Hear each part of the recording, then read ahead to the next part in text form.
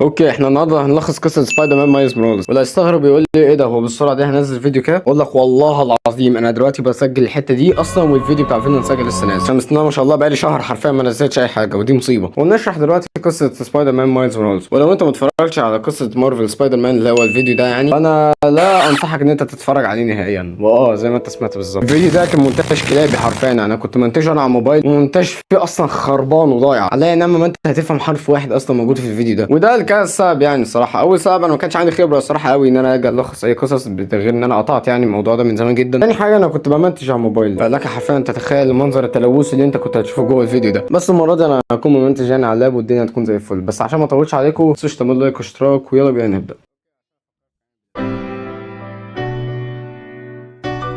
اوكي، عشان افكركم يعني بالابلي ده لو انتوا يعني شفتوه الصراحه. اخر حاجه شفناها يعني في الجزء اللي فات ان كان هير يعني كان موجود في السائل الاخضر ده، وكان محبوس جواه لسبب ما. المفروض بقى احداث اللعبه بقى تكمل من بعد الحته دي، بس احنا في الاخر هنيجي نخش على قصه مايلز موراليس ونشرح كل حاجه جواه. حاليا كل اللي احنا نعرفه عن مايلز موراليس ان كان ابوه هو كان الضابط جيفرسون، اللي هو جاء يعني ضحى بحياته حرفيا عشان يعرف ينقذ الملايين من الناس، ومع نفس الوقت هو نفس الشخص اللي كان مساعد سبايدر مان في الجزء اللي فات. مايلز بقى شاب مراهق صغير، بس مع نفس الوقت واخد نفس الشجاعه والجينات بتاعت ابوه بالظبط. وشفنا برده من الجزء هو تقريبا الجزء اللي فات ده كان مهم الصراحه. بغض النظر الصراحه يعني انا كده اصلا هعمل قصه مارفل سبايدر مان من اول وجديد من اساس الجزء ده. بس المهم يعني بنشوف ان مايلز يعني في الجزء اللي فات اتعضى اصلا من عنكبوت، ونلاقي ان هو اكتسب برده نفس القدرات اللي اكتسبها بيتر باركر لما برده عضوا يعني العنكبوت. وهما الاثنين بقى دلوقتي بقوا عارفين بعض ان هما عندهم قدرات بتاعه السبايدر مان، فاكيد طبعا هيساعدوا بعض عشان يحموا المدينه. وهنا بقى بتبدا بقى احداث القصه بتبتدي مع مايلز وبيتر باركر لما كانوا ساعتها بيحموا شاحنه كانت مليانه بالسجون، بيحاولوا يحموها لحد لما تروح هي الشاحنه دي لحد السجن. الشاحنه اللي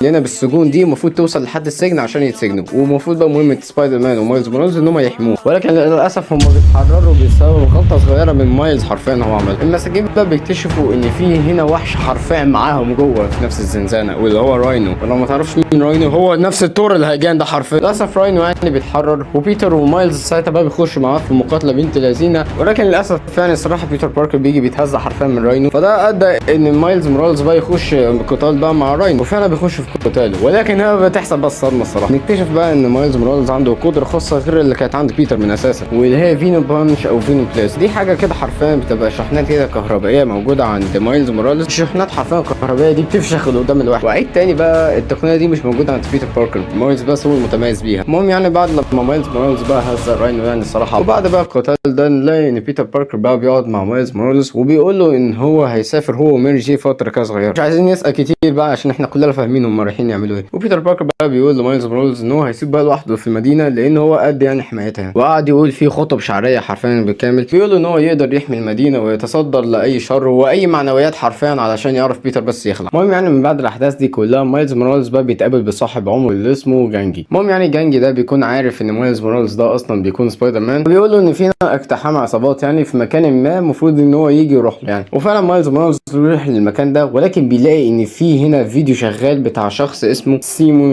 كريجر. الشخص ده يبقى صاحب شركه روكسون، والشخص ده بيتكلم على المفاعل الجديد اللي هم عملوه، بيبقى عباره عن مفاعل طاقه، والشركه بتكون شغاله عليه وناويين ان هم يطبقوه على العالم كله، وان هو هينقلهم نقله غير طبيعيه وهيكون الاكثر استخدام في العالم كله. هم يعني مايلز وهو بيتفرج بيهجموا عليه بقى عصابه، ولكن مايلز بيعرف انه يخلص عليهم كلهم. وقدام بقى في القصه هنفهم هم مين دول اصلا واشمعنى بيقتلوا مايلز بس. المهم يعني مايلز بقى بيروح بقى بيرجع البيت وبيقابل مامته وصاحبه جانج. لا ان مامة مايلز بقى عازمه صديقه مايلز من ايام الطفوله واللي اسمها فين. وركزوا بقى مع البت دي علشان حرفيا دي اهم شخصيه موجوده في القصه دي من اساس. وبنفهم بقى ان مامة مايلز مترشحه لمجلس المدينه، وهي اصلا ضد شركه روكسون وضد كل اللي بيعملوه. وبما ان مايلز وفين بقالهم كتير جدا ما قابلوش بعض، اتفقوا ان هم يقابلوا بعض في يوم تاني. المهم يعني قدام نلاقي ان جانج اللي هو صاحب مايلز عمل تطبيق، والتطبيق ده اي حد بيحمله ومحتاج اي مساعده من سبايدر مان بيجي يطلبه على طول علشان سبايدر مان يعرف يعني يساعده. الابلكيشن ده عامه يعني موجود على الموبايل. اول حد بستخدم بقى التطبيق ده وهو عم مايلز. وعم ده عامه شغال في حركه القطارات في المحطه. ومامة مايلز كانت كل مره بتمنع مايلز ان هو يقابله، ولحد دلوقتي مايلز ما كانش عارف ايه السبب. وكل ما بيفهم ايه السبب مامته كانت حرفيا بتتهرب من السؤال. وعامه بقى بنفهم ان العصابه اللي قتلت مايلز في الاول كان اسمها اندر جراوند، وهي دي السبب بقى في تاخر القطار بقى وعدم تحركه. المهم بقى مايلز عارف بقى يتخلص منهم، بعدها بيرجع بقى تاني لعمه. بنتفاجئ بقى ان عمه ده بيقول لمايلز ان هو كان عارف ان هو سبايدر مان، وبيقول له لو عايز منه اي حاجه يبقى كلمني على طول. بعدها مايلز وفين بقى بيتقابلوا، وبنفهم بقى من حوارهم بقى هما الاثنين ان اخو فين كان شغال في شركه روكسون، وفي تفاصيل مهمه كانت بتخبيها عن مايلز عشان ما كانتش عايزه تقول. المهم يعني من بعد الحوار ده مايلز بقى ساعتها كان بيحضر بقى الحمله الانتخابيه بتاعت امه، ولكن للاسف بتحصل بقى خناقه كبيره جدا او يعني اقتحام تاني برده من عصابه اندر جراوند على الحمله دي اللي هي برده بتاعت ام مايلز، وبيحصل بقى حرفيا قلق كبير جدا على المنطقه اللي بيبقى فيها الحمله بتاعت ام مايلز، ولكن مايلز برده بيعرف يخلص عليهم. بس مايلز بيفهم بقى ان عصابه اندر جراوند بتعمل كل الكلام ده علشان يوصل للمفاعل النووي اللي روكسون عملته، وفعلا بيروح بقى بيجي يوقفهم عند حدهم، ولكن اتصدم صدمه عمره لما لقى ان الليدر اصلا بتاع عصابه اندر جراوند واللي هي فين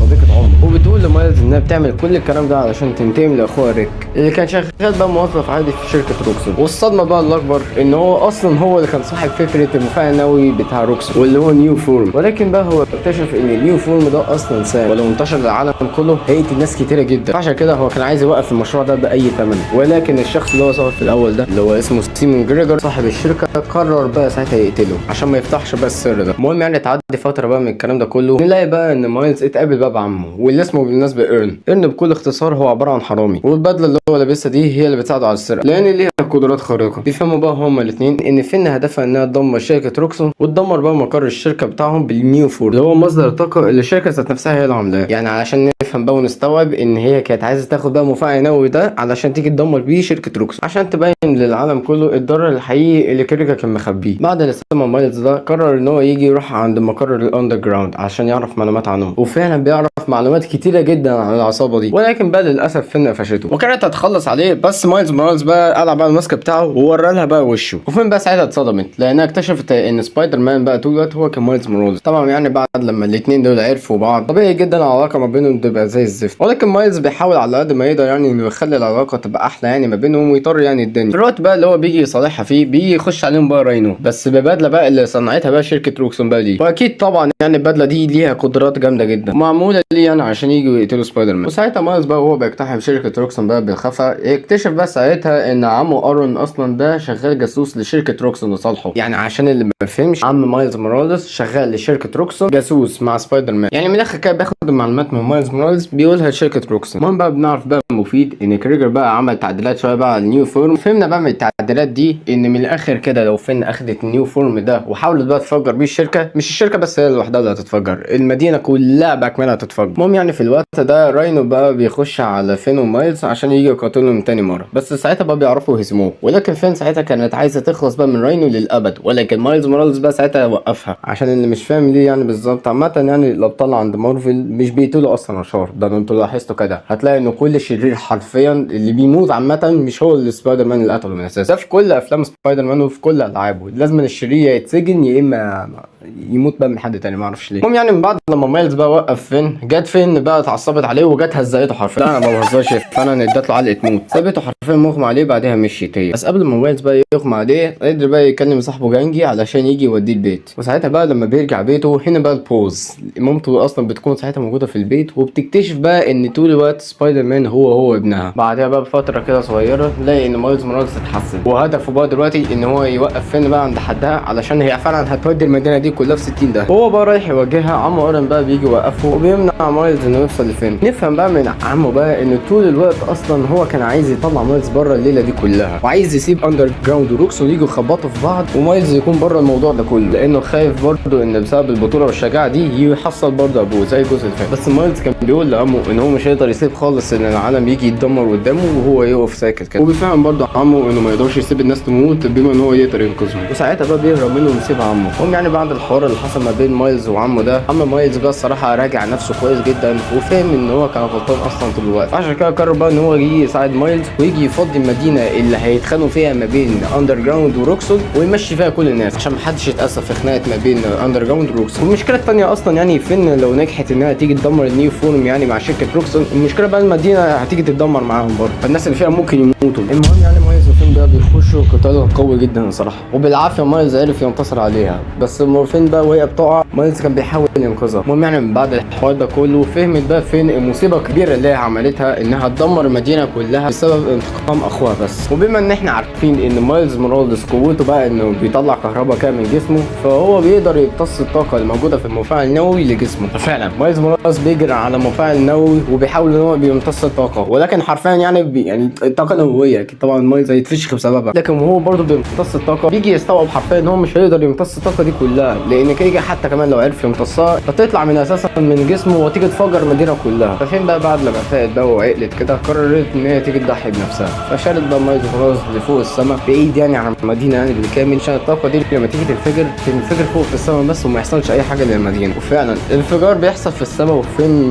طبعا بتتبخر بتموت اكيد يعني. ومايلز للاسف وقع من غير الماسك بتاعه، ومامته طبعا بتيجي تلحقه عشان تيجي تطمن عليه. وبيبقى فيه هنا شويه ناس يعني تانيين يعني، وبيعملوا دايره بقى على مايلز موراليس وبيقعدوا ان هم مش هيقولوا الهويه بتاعته ولا هيقولوا مين هو شكل سبايدر مان. بعدها بقى بشهر سيمون كريج بقى بيتم القبض عليه، وعم مايلز بقى بيجي يسلم نفسه وبيجي بقى بيفتح بقى كل الاسرار بتاعه الشركه. بعدها سبايدر مان الاصلي اللي هو بيتر باركر بقى بيجي يرجع بقى للمدينه تاني، ويجي بقى يشكر بقى في مايلز موراليس ان هو عرف بقى ينقذ المدينه وينقذ بقى كل اللي فيها، وبيوعدوا بعض ان هم هيكونوا فريق جامد جدا علشان يعرفوا ينقذوا المدينه من كل الشر اللي فيها. وبكده بقى بتنتهي قصه سبايدر مان مايلز موراليس، واتمنى يكون يعجبكم بقى الفيديو ده. انا عارف ان الفيديو ممكن ينزل بسرعه يعني شويه في نفس الاسبوع تقريبا او حاجه زي كده، بس ده بسبب ان انا فعلا بقالي فتره طويله جدا ما نزلتش اي فيديوهات يعني، وده خطر كبير جدا يعني على القناه. بالنسبه بقى للفيديو بتاع مارفل سبايدر مان بقى الاولاني ممكن الصراحه امسحه وبعديها انزل بقى فيديو تاني، بس ده في ناحيه لو انا عملت فيديو تاني يعني اول ما انا اجي اعمل مارفل سبايدر مان 1 اجي امسح بقى الفيديو اللي انا عملته ده الصراحه عشان وحش بجد يعني ما انصحش اي حد يشوفه. وبعد بقى لما اجي اعمله تقدروا بقى تفهموا بقى القصه وازاي بقى احداث القصه تكون ماشيه. وبس كده، سلام.